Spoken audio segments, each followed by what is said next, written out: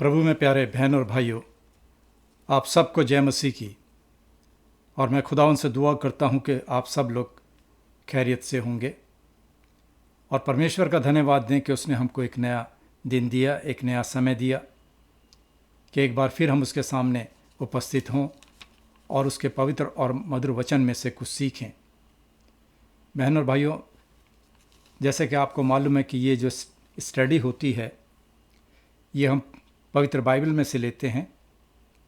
ये कोई सरमन नहीं है बल्कि एक कंप्लीट बाइबल स्टडी है, जो कि मैं आपसे गुजारिश करता हूं कि जो भी मैं बाइबल्स के रेफरेंस आपको बोलता हूं, हवाले, वो मेहरबानी से आप चेक कीजिएगा और उस पर मनन करने की कोशिश कीजिएगा। तो खुदावंद का धन्यवाद दें। जितने लोग इस स्टडी से जुड़ते हैं, प्रभु आप उनको आशीष दें और उसके बाद उनको इतनी हिम्मत दें कि वो दूसरों को प्रभु यीशु मसीह के बारे में बता सकें, परमेश्वर के वचन के बारे में बता सकें, ताकि वो लोग भी बचाए जाएं। मैं आपका शुक्र करता हूं और दुआ करता हूं कि आप इस स्टडी को सुने और इससे 100 गुना फल लाएं। बहन और भाइयों, आप सबको जय मसीह की। आज की हमारी स्टडी का जो सब्जेक्ट है, विषय है, वो है परमेश्वर ईमानदारी या परमेश्वर ईमानदारी या जोर देकर सुसमाचार के माध्यम से बुलाते हैं। God's earnestly calls through the gospel. तो खुदावंद का शुक्र करें कि प्रभु ने हमें अपना वचन दिया जो कि हमसे बातचीत करता है, और दुआ करते हैं कि इस स्टडी में हम जो भी आज बाइबल के रेफरेंसेस या हवाले देखेंगे या सुनेंगे, प्रभु उसमें हमारी अगुवाई करे। तो आज की हमारी स्टडी का विषय है, सब्जेक्ट है कि परमेश्वर हमें जोर देकर अर्नेस्टली, ईमानदारी से सुसमाचार के जरिए से बुलाते हैं। परमेश्वर हमें अपने वचन के द्वारा हमको इनविटेशन देते हैं। सुसमाचार के माध्यम से परमेश्वर से गंभीरता से पापियों को प्रभु यीशु मसीह के पास आने और उस पर यानी खुदावंद यीशु मसीह पर विश्वास करने के लिए बुलाते हैं। अजीज़ों, यहाँ ईमानदारी का मतलब, ईमानदारी से जो मतलब है वो है कि परमेश्वर की पुकार, परमेश्वर की बुलाहट सच्ची है, वास्तविक है, हार्दिक है, गंभीर है और ईमानदार है। अगर हम पुराने नियम में, आइए हम कुछ पवित्र बाइबल के रेफरेंसेस देखें, हवाले देखें। सबसे पहले हम चलते हैं पुराने नियम में, यशायाह भविष्यद्वक्ता की पुस्तक, उसका 55 अध्याय 55 चैप्टर और उसकी एक आयत, 1 वर्स। यशायाह नबी की पुस्तक, उसका 55 अध्याय और उसकी एक आयत। और उसमें हम देखते हैं कि परमेश्वर अपने लोगों को बुलाते हैं और वो कहते हैं, वहाँ लिखा है और मैं पता चलता है कि परमेश्वर की करुणा सब मनुष्यों के लिए। और हम इस आयत में परमेश्वर के निमंत्रण, इनविटेशन को पढ़ते हैं, जिसमें परमेश्वर कहते हैं, आओ सब प्यासे लोगों, आओ सब प्यासे लोगों, पानी के पास आओ, और जिनके पास रुपया ना हो तुम भी आकर मोल लो और खाओ। दाख मधु और दूध बिन रुपए के और बिन दाम के आकर ले लो। तो यहाँ परमेश्वर हमें इनविटेशन दे रहे हैं अपने वचन को सुनने के लिए, परमेश्वर की वाणी को सुनने के लिए। इसी तरह से पुराने नियम में यजिकल नबी की पुस्तक, उसका 18 अध्याय और 33 आयत। यहेजकेल भविष्यद्वक्ता की पुस्तक, उसका 18 अध्याय और उसकी 33 आयत में यहाँ पर हम देखते हैं प्रभु यहोवा की ये वाणी है। यहाँ परमेश्वर फिर अपने शब्दों में हमको बुला रहे हैं और वो कहते हैं, क्या मैं दुष्ट के मरने से कुछ भी प्रसन्न होता हूँ या खुश होता हूँ?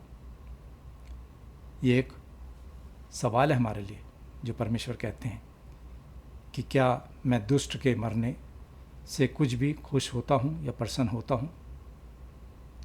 क्या मैं इससे खुश नहीं होता कि वो अपने मार्ग से फिरकर जीवित रहे? और यही प्रभु यीशु मसीह इस संसार में जब आए तो वो पापियों को बचाने के लिए आए, ना कि पापी को मारने के लिए। तो परमेश्वर खुद कहते हैं कि मैं उस दुष्ट से खुश नहीं होता, मैं इससे खुश नहीं होता कि वो मरे, बल्कि मैं इससे खुश होता हूँ कि वो अपने रास्ते को चेंज करे, अपने मार्ग को चेंज करे और जीवित रहे। इसी तरह से नए नियम में, न्यू टेस्टामेंट में, बाइबल की आखिरी किताब प्रकाशित वाक्य, उसका 22वां अध्याय और उसकी 17 आयत में हम पढ़ते हैं और लिखा है, आत्मा और दुल्हन, यानी भाई दुल्हन से यहाँ मतलब है परमेश्वर की कलीसिया या उसका चर्च। आत्मा और दुल्हन दोनों कहती हैं आ, और सुनने वाला भी कहे आ। जो प्यासा हो वो आए, जो कोई चाहे वो जीवन का जल मुफ्त ले। ये वही वाणी है जो यशायाह नबी ने अपने 55वें अध्याय में 55 चैप्टर में कही थी। इसी तरह से मत्ती की इंजील, उसका 11 अध्याय 11 चैप्टर और उसकी 28 और 29 आयत, जो कि बहुत फेमस आयत है, उसमें प्रभु यीशु कहते हैं और लोगों को बुलाते हैं वो और कहते हैं, मेरे पास आओ, मैं तुम्हें आराम दूंगा, मेरा जुआ अपने ऊपर उठा लो और मुझसे सीखो, क्योंकि मैं नर्म और मन में दीन हूँ और तुम अपने मन में विश्राम पाओगे। तो प्रभु यीशु मसीह यहाँ उन थके मांदे लोगों को, जो कि पाप से दबे हुए हैं, उन पापियों को इनविटेशन दे रहे, उन पापियों को बुला रहे हैं कि मेरे पास आओ, मैं तुम्हें आराम दूंगा, अपना सारा भार, अपना सारा गुनाह मेरे ऊपर दे दो। क्या हमारे जीवित परमेश्वर ने हम गुनाहगारों के कारण, देखो, सलीबी मौत को गवारा किया। जो सजाएं मुझे और आपको मिलनी चाहिए थी, हमारे परमेश्वर ने अपने ऊपर ली। और परमेश्वर का प्यार देखो, वो कहते हैं आओ मेरे पास आओ, मैं तुम्हें आराम दूंगा। और मत्ती की इंजील के 22वें अध्याय की 37वीं आयत में हम देखते हैं, जिसमें प्रभु यीशु मसीह, उस वक्त का वाक्य है जब वो यरूशलेम को देखकर रोते हैं, विलाप करते हैं और कहते हैं, हे यरूशलेम, हे यरूशलेम, तू भविष्यद्वक्ताओं को मार डालता है और जो तेरे पास भेजे गए उन पर पथराव करता है। कितनी ही बार मैंने चाहा कि जैसे मुर्गी अपने बच्चों को अपने पंखों के नीचे इकट्ठा करती है, वैसे ही मैं भी तेरे बच्चों को इकट्ठा कर लूं, परंतु तुमने ना चाहा। अजीज़, यहाँ पर भी परमेश्वर, प्रभु यीशु मसीह का ये इनविटेशन है कि मैं चाहता हूँ, परंतु तुमने ना चाहा। अजीज़ों, अब हम आएंगे अपने आज के विषय में, जो कि हमारा कैनन हमको सिखाता है डॉट, वो कि सुधार के खिलाफ आरोप, सुधार के खिलाफ आरोप, the charge against the reformed. दरअसल कैनन को संबोधित करने का कारण ये है, जो हम कैनन से अपनी स्टडी लेते हैं, कि बहुत से शिक्षक टीचर, एक कल्ट था हॉलैंड में अर्मीनियस, और बहुत से लोग उस अर्मीनियस के पीछे चलने लगे थे, उसके अनुयायी हो गए थे, उसकी शिक्षा पर, उसकी टीचिंग पर वो लोग चलते थे। जो रिफॉर्म्ड सुधारवादी का ये विश्वास करने का आरोप लगाते थे उन पर कि ये परमेश्वर ईमानदारी से सुसमाचार के माध्यम से बुलाते हैं, कि परमेश्वर ईमानदारी से सुसमाचार के माध्यम से बुलाते हैं। ये लोग कहते हैं कि लोगों को पश्चाताप और विश्वास के लिए बुलाने का क्या मतलब है। ये उन पर आरोप लगाते हैं अर्मीनियस रिफॉर्म्ड पर, और कहते हैं कि ये लोग कहते हैं कि लोगों को पश्चाताप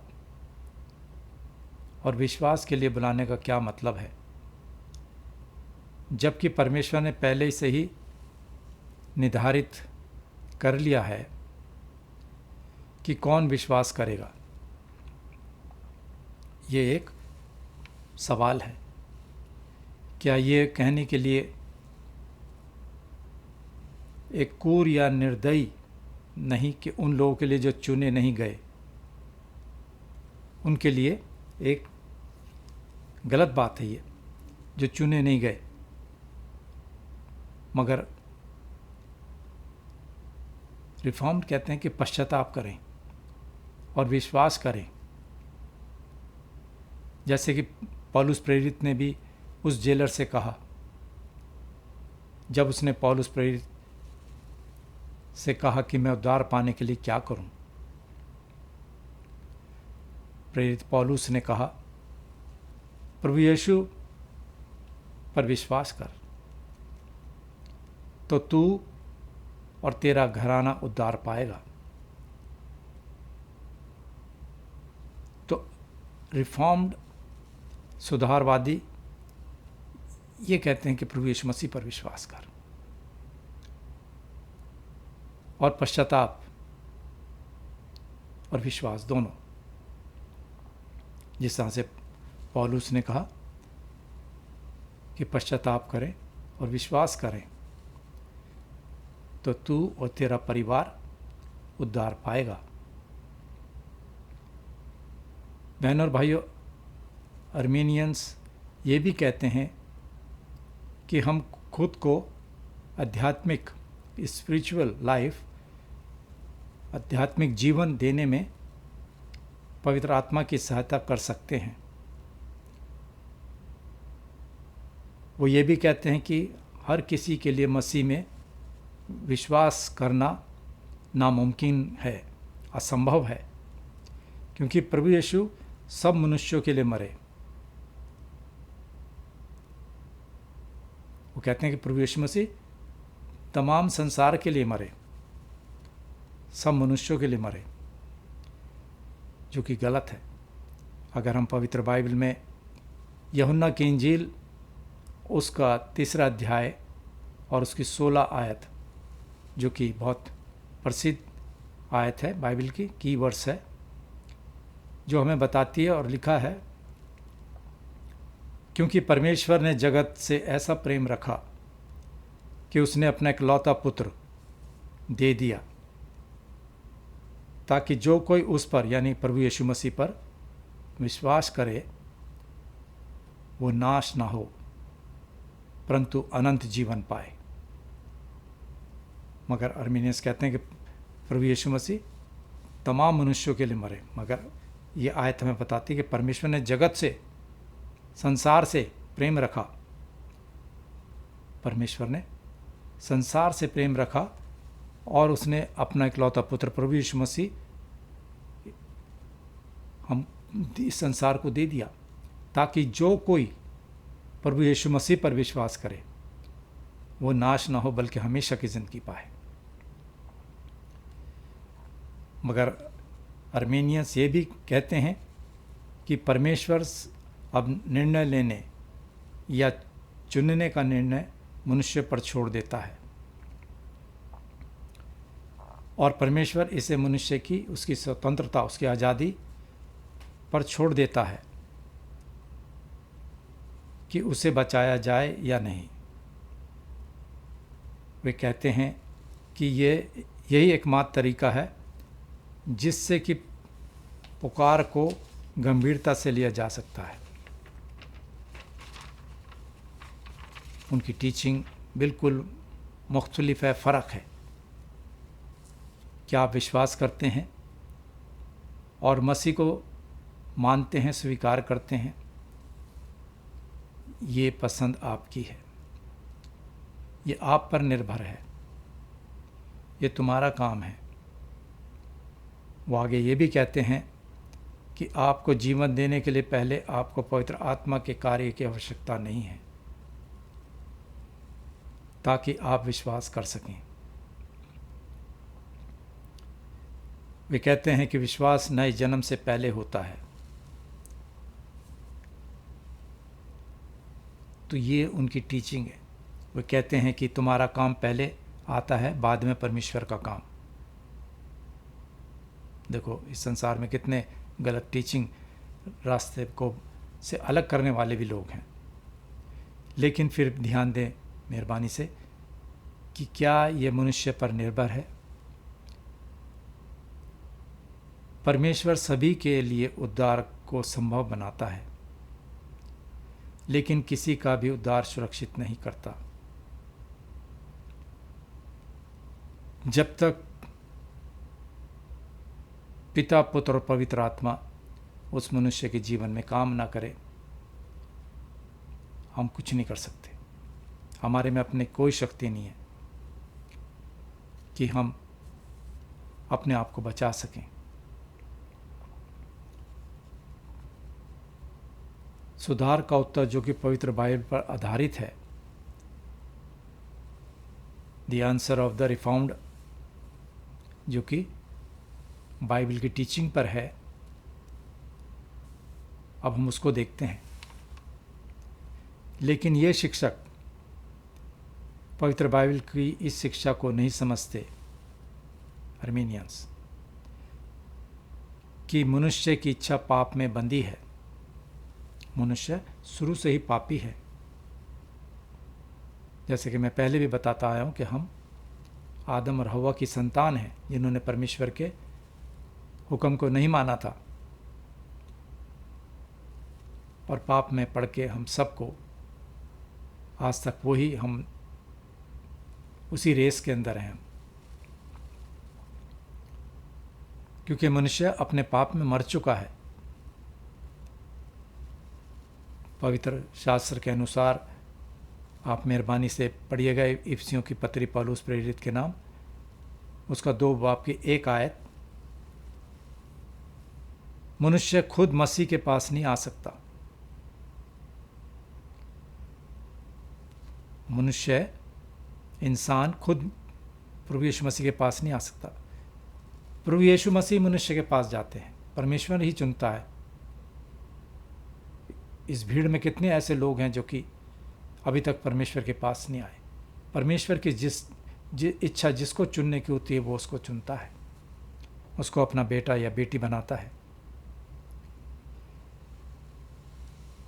एक प्रसिद्ध बाइबल के प्रचारक हुए हैं और लेखक भी हैं, उनका नाम है R.C. स्परल। वो इस तरह से कहते हैं, हम अपनी आत्माओं को आध्यात्मिक जीवन के लिए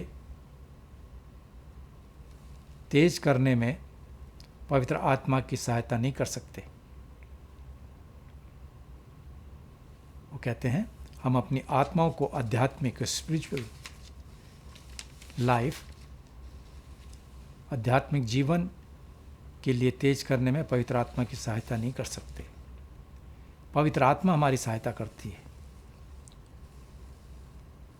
कोई व्यक्ति खुद मसीह के पास कैसे आएगा जब तक कि परमेश्वर पहले उसे पवित्र आत्मा के द्वारा, यहाँ पे मेहरबानी से एक बार फिर सुनिए, कोई आदमी खुद प्रभु यीशु मसीह के पास कैसे आ सकता है जब तक कि परमेश्वर पहले उसे पवित्र आत्मा के द्वारा, पवित्र आत्मा के जरिए सुसमाचार के प्रचार के द्वारा उसे नया जीवन नहीं देते।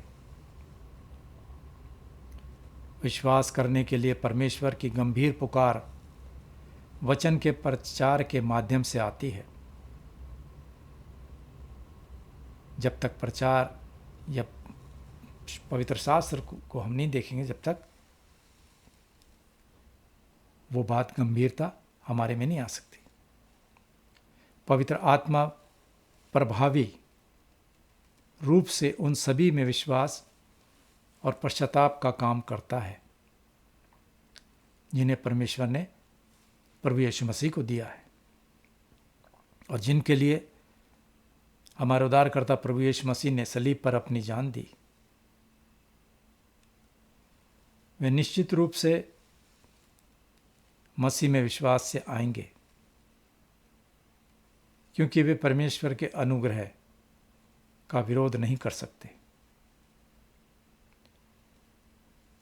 पवित्र बाइबल में नए नियम में यूहन्ना की इंजील उसका 6 अध्याय की 37 आयत, gospel according to John chapter 6 verse 37 आयत में प्रभु यीशु मसीह स्वयं कहते हैं, खुद कहते हैं और कहते हैं, जो कुछ पिता मुझे देता है वह सब मेरे पास आएगा और जो कोई मेरे पास आएगा उसे मैं कभी ना निकालूंगा। कृपया मेहरबानी से यहाँ ध्यान दें कि कौन मसीह के पास आता है, कौन प्रभु यीशु मसीह के पास आता है। वही सब जो पिता मसीह को देता है, परमेश्वर प्रभु यीशु मसीह को देता है, वही उनके पास आ सकता है। लेकिन यहाँ भी ध्यान दें कि वे अपनी मर्जी से प्रभु यीशु मसीह के पास आते हैं। यूहन्ना की इंजील देखें मेहरबानी से, उसके 6 बाब की 44 आयत आप पढ़िएगा तो और आपको मालूम होगी। अब हम अपने ए पॉइंट पर आते हैं। कुछ जिन्हें बुलाया जाता है वे नहीं आते। कुछ लोग ऐसे भी हैं जिनको प्रभु यीशु मसीह इनविटेशन देते हैं, बुलाते हैं, मगर वो नहीं आते। Some who are called do not come। कितने अफसोस की बात है अजीजों कि परमेश्वर गंभीर है जब वह पापियों को सुसमाचार के माध्यम से मसीह के पास आने के लिए बुलाते हैं। परमेश्वर उन सभी को हमेशा की ज़िंदगी देने का वायदा करते हैं जो मसीह में विश्वास करते हैं, जो प्रभु यीशु मसीह में विश्वास करते हैं, उसको परमेश्वर हमेशा की ज़िंदगी देने का वायदा करते हैं। बहुत से ऐसे लोग भी हैं जिन्हें बुलाया जाता है मगर वो दुनिया के बातों में इतने मसरूफ़ हैं, इतने बिजी हैं कि वो नहीं आते और ना ही अपने जीवन को चेंज करते हैं, परिवर्तित नहीं होते। क्यों नहीं होते? ये किसकी गलती है? ये 2 सवाल हैं कि वो क्यों नहीं होते और या ये किसकी गलती है। बहनों और भाइयों, कसूर या दोष सुसमाचार में नहीं है। परमेश्वर का संदेश साफ और सीधा है। पवित्र बाइबल हमें सही मार्ग बताती है। कुछ लोगों को अच्छी बातें गलत लगती हैं। अगर हम किसी को अच्छी बात समझाएं या उसको अच्छा रास्ता दिखाएं तो उसको वो बात गलत लगती है। और जो कुछ पवित्र बाइबल कहती है उससे वो नाराज़ है और वे ठोकर खाते हैं बाद में।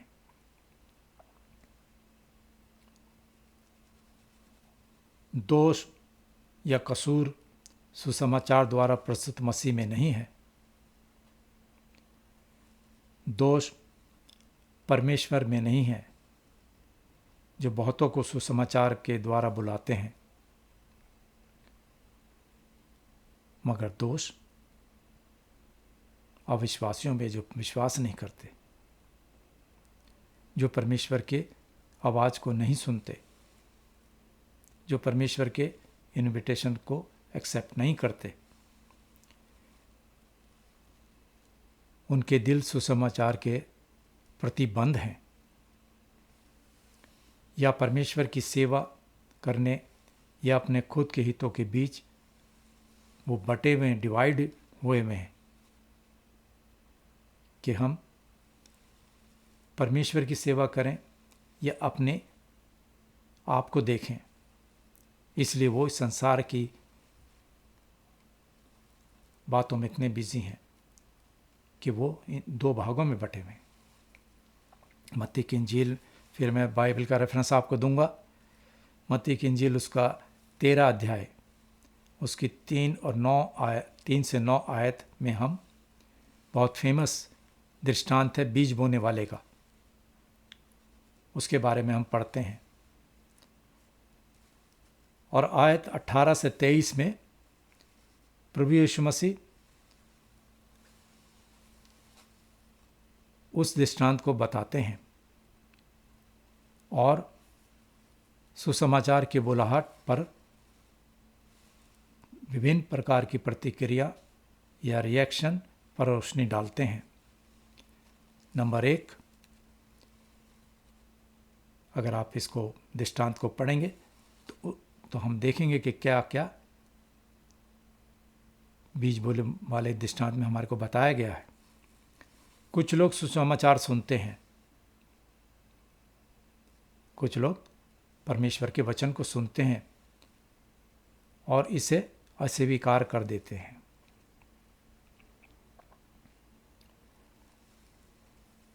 दूसरा, कुछ लोग सुसमाचार को थोड़े समय के लिए स्वीकार करते हैं, मानते हैं, लेकिन उनकी जड़ें इतनी कमज़ोर होती हैं कि वो आगे नहीं बढ़ते, वो विकसित नहीं होते, वो ग्रो नहीं करते। और जब वचन सुसमाचार के कारण, वचन के कारण कलेश या उपद्रव होता है तो वो तुरंत ठोकर खाते हैं। किसके कारण? वचन के कारण। और आखिर में जो झाड़ियों में बोया गया, ये वो है जो वचन को सुनता है पर इस संसार की चिंता और धन का धोखा वचन को दबाता है। मगर कुछ ऐसे भी हैं जो कि वचन को सुनते हैं और उससे वो 30 गुना, 60 गुना और 100 गुना फल लाते हैं। अजीजों, वचन का बीज सबके लिए एक समान है। बीज में कोई फर्क नहीं था, उसकी क्वालिटी में कोई डिफरेंस नहीं था।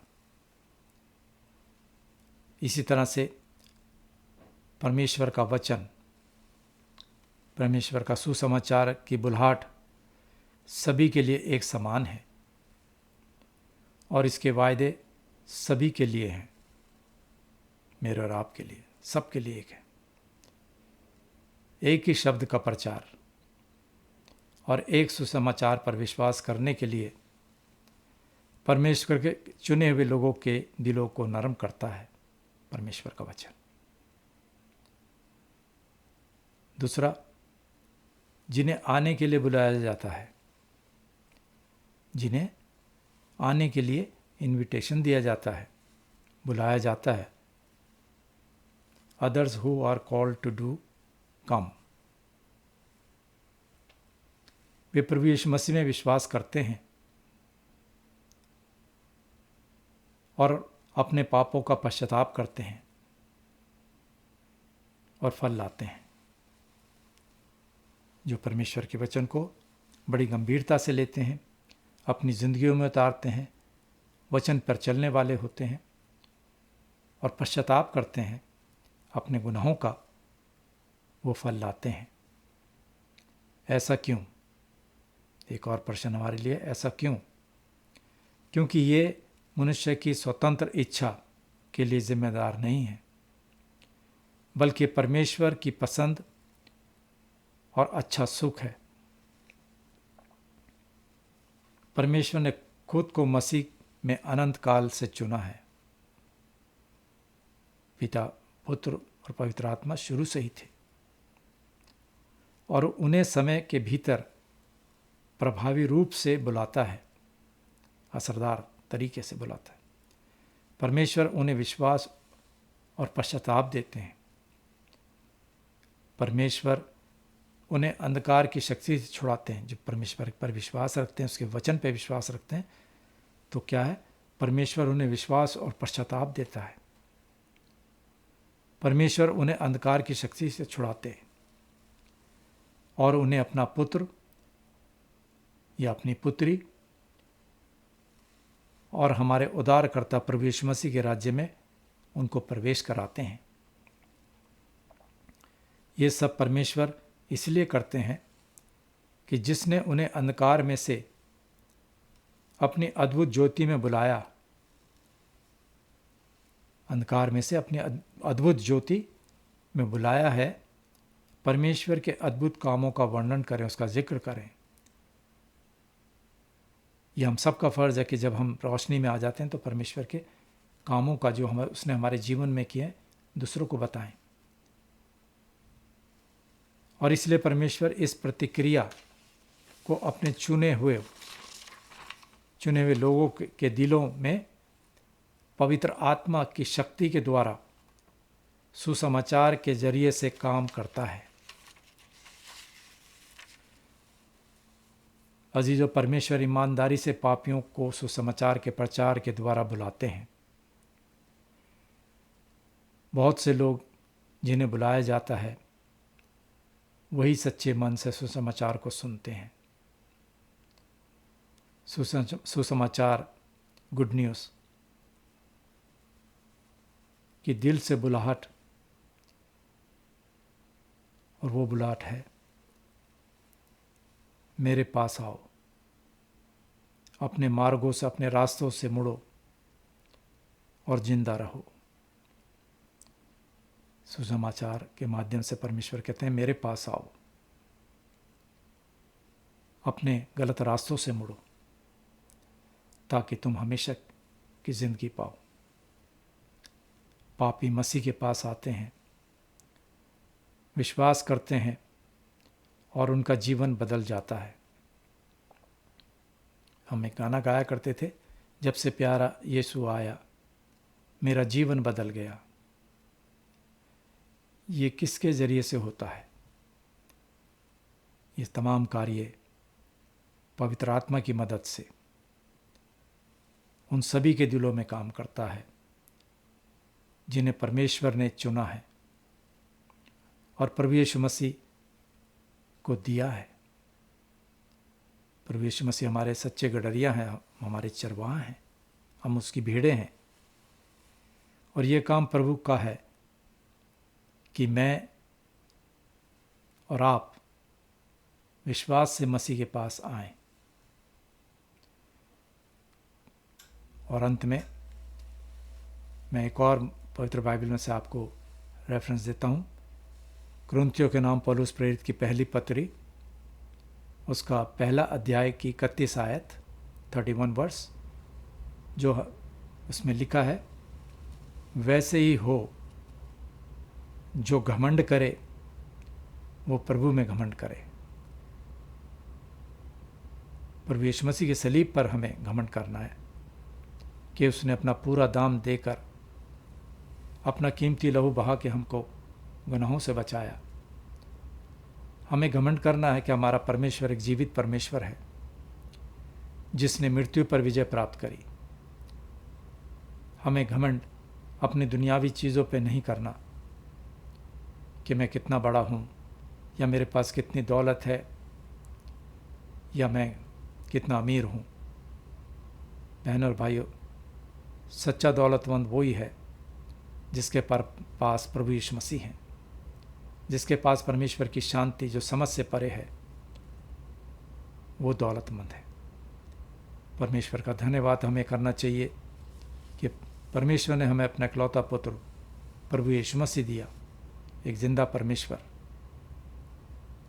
और शुक्र करना चाहिए कि हम एक जिंदा परमेश्वर की इबादत करते हैं। मैं आप सबका धन्यवाद करता हूँ जितने लोगों ने इस स्टडी के रेफरेंसेस को सुना।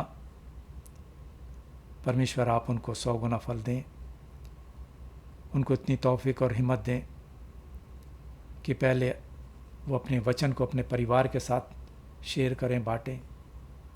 उसके बाद उनको इतनी हिम्मत दे कि वो दूसरों को भी बता सकें आपके बारे में, ताकि दूसरे लोग भी बचाए जा सकें। परमेश्वर का धन्यवाद देते हैं, और मैं उम्मीद करता हूँ और परमेश्वर से प्रार्थना करता हूँ कि आने वाला सप्ताह, आने वाला वीक आप सबके परिवारों में शांति हो। शलोम।